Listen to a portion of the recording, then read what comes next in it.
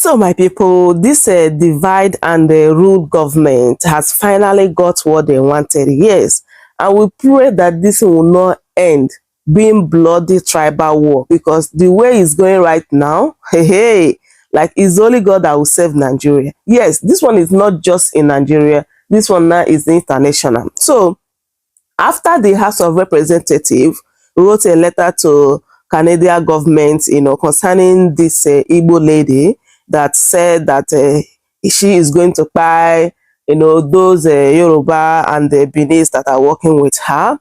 So the Abike also wrote to them, concerning the matter. So this is the reason why Simon Ekpa as well posted this today, my people. Let me just read out what he said here. So Simon Ekpa said, I have equally directed the Office of Foreign Affairs Biafra government to constructively brief the Canadian government of what led to the said video, and we are ready to defend that lady in Canada, whether she support Biafra or not. We will fight Nigeria at all levels and all corner of world. You push the woman to wall and you expect her not to push back.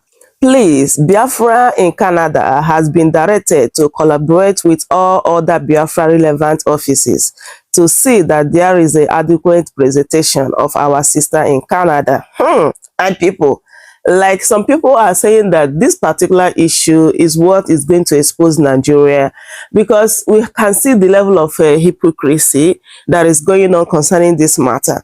Just as my first video that we Igbos condemned in total the behavior or the character of that particular lady, but looking back of the events that have already happened, especially during the 2023 election, how these people were kind of less concerned about what some people did to Igbos in Lagos. Even after the election, what Igbos went through, Nigeria government was less concerned.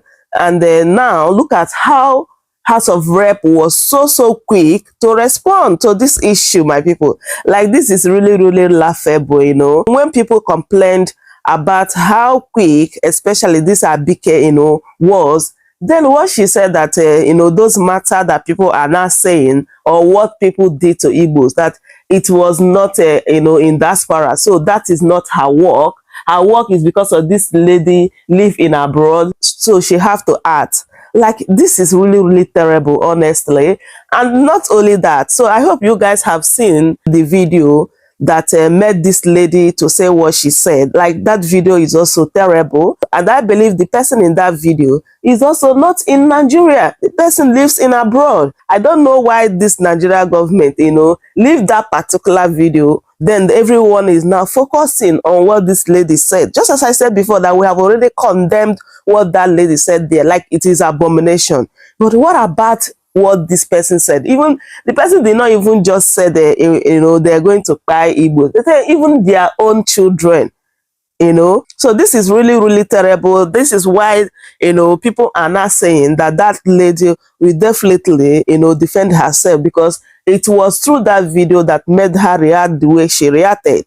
So my people, I don't know what you think, but let me allow you guys to listen to Mayogo again and hear everything that he said here, because he came with a video evidence as well. What other tribe are doing to Igbos, especially even Asari Dokubo, came online with with gun, threatening Igbos, and Nigeria government did not do anything. Like, this is really unfair. If truly they want to prosecute or arrest this particular lady, I think they need to also arrest everyone that is involved, even those people that have already started this tribal war, this tribal bigotry, even before the 2023 election, as well as what our first lady said, and also Bayo Ononoga. Like, all these things need to be addressed before we start talking about arresting this particular lady who based in Canada. Because what is good for other tribes in Nigeria is also good for Igbos. So we really need to, do justice in this matter. Let me allow you guys to listen to Mayego and hear everything that he said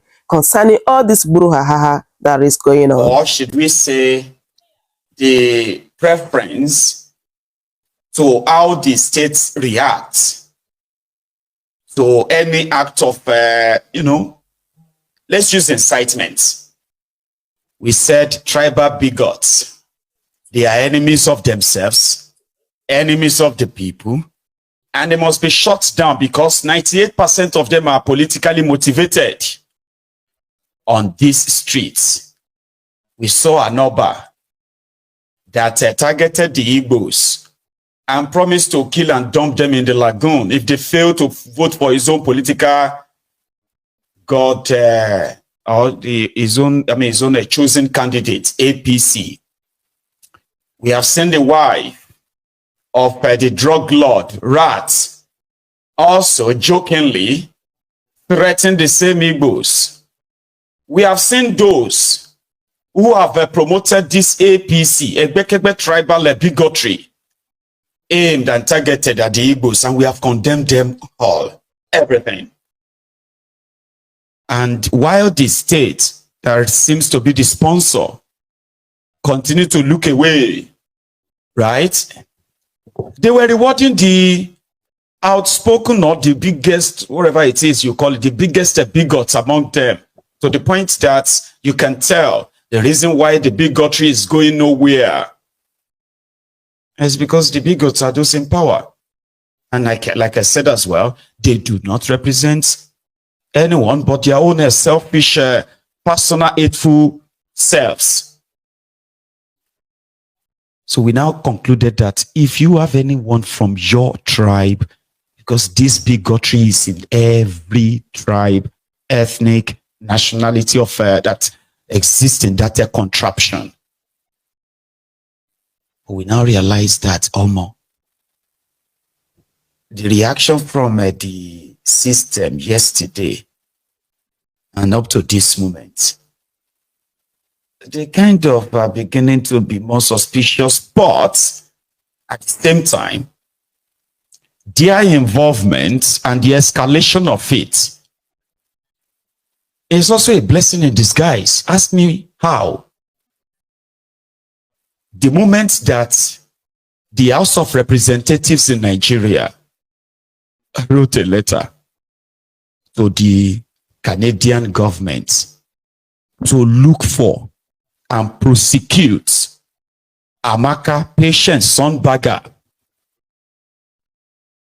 then everybody started bringing out all of those who laid the foundation for this bigotry.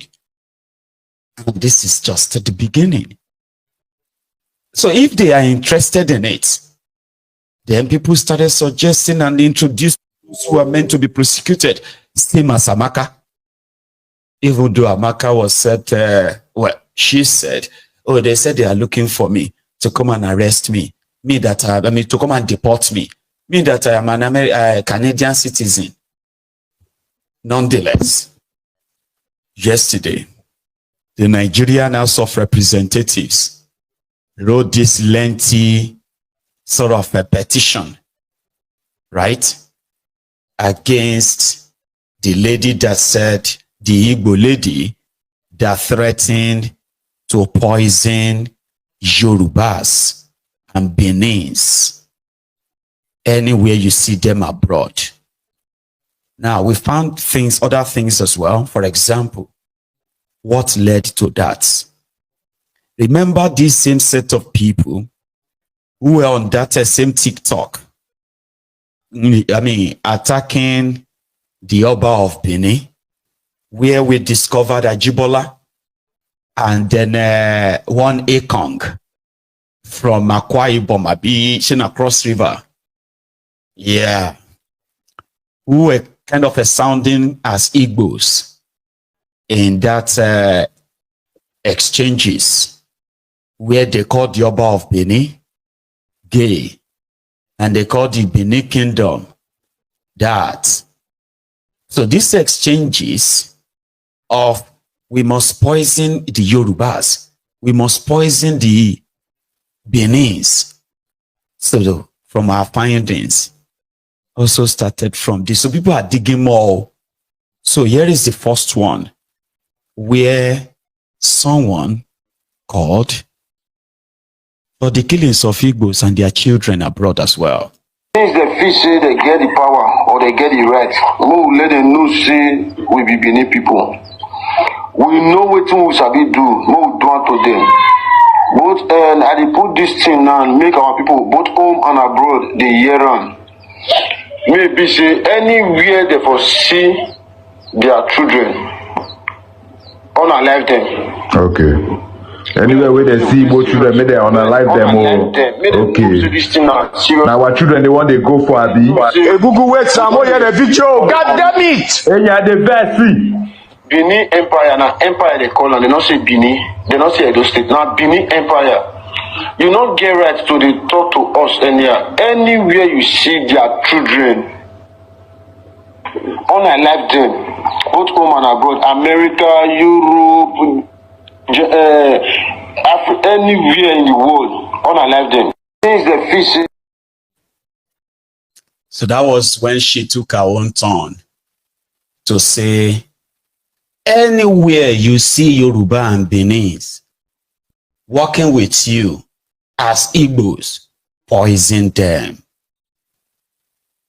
APC, thank you, as the divide and rule seems to kind of, be working, even though it is also failing. We are talking about it.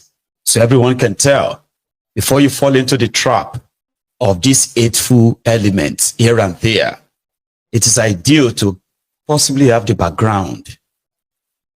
A whole Oba in Yoruba land, Oba of Lagos. They don't even like to call themselves Yoruba land anyway. In 2015, 2015, he made this threat, and there was no consequence or consequences till date. This was the first time that an institution, supposedly a royal institution in Yoruba land, will publicly, shamelessly threaten other tribes, other ethnic nationality because of one single man, Tinubu. He was never called to order.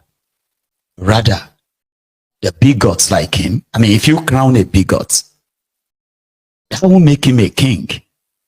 It makes him a crowned bigot. Don't be surprised. The society, people like that, are influencing. One of you, I swear in the name of God Almighty Allah, goes against my good that Ambode, inshallah, will be the next governor of Lagos State. The person will die inside this place. I'm not ready to beg appeal to anybody, and that's why I said and the governor said, that is your own. Even the two of them, they cannot disobey me. But nobody knew how I pick somebody. Jimmy is my blood relation, and I told him in a plain language, he can never be governor in Lagos for now. Kingdom belongs to God. I'm not begging anybody to go, but you must not agree. What you people cannot do in Onitsha, what you cannot do in Aba or anywhere. If you do what I want, Lagos will continue to be prosperous for you. If you go against it, you will perish in what one of you. I swear in the name of God. So that was the beginning. Whenever you hear the Olori Buruku Ronukus talk about the Igbos insulted their Oba, the Igbos said they will remove Yoruba Oba. No Igbos said they will remove any Yoruba Oba. They were talking about that former police officer that is now a king, Tinubu's king. He targeted the Igbos, profiled them, pronounced the hatred openly on them, and they dare not talk back. And guess what? 2 Yorubas were running to be governors of Lagos State. One of them wanted to be governor, Ambode, Jimmy Agbaje. But the bigoted loonies decided to stigmatize one and eulogize the other using tribal bigotry openly. There is no Yoruba Oba that will tell you that in their domain, he has any reason to what? To threaten the Igbos in his domain. No Yoruba Oba anywhere in Yoruba land. But that was the beginning. In 2019, again, using their own, what is called the influence, and to threaten the Igbos again. This time around, it was rats. Remi Werekwe. In 2019.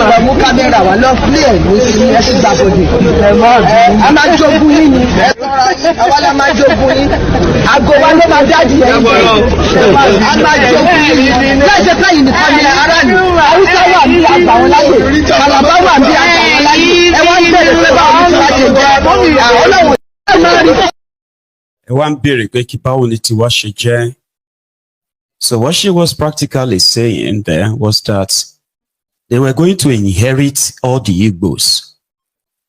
Okay? Because, they love the Igbos so much. This is like APC, not Yorubas now. This is where they kind of get some of you who are already losers to join them in the bigotry Olympics to start with. They were laying this foundation in their Lagos, in their Shito there, right? And the whole context was like, the Igbos are not listening to Tifnumbu, even though inside his own family, he's got Igbos as member of his family. Among those who are helping him to loot here, dupe there, manipulate left, right, and center, there are Igbos among them. Those who are helping him to launder money, those who are helping him to all these things, they are not just like, there are Igbos who are among them, but they don't give a damn. The impression is that political. And those in Imo State, those in Anambra, those in Enugu State, some of them are planning, thinking that they are going to capture Simon Ekpa, extraordinary rendition Simon Ekpa to Nigeria. I will be their end. The way you are targeting Simon Ekpa is the way Simon Ekpa is targeting you. From tonight, there is no step you take I am not aware of. I am waiting for you to make a move. But know this fact. I am more closer to you than you can ever be to me. Those looking for Simon Ekpa to kidnap, my word to you this evening is that I am more closer to you than you will ever be to me. You will understand that in a matter of days.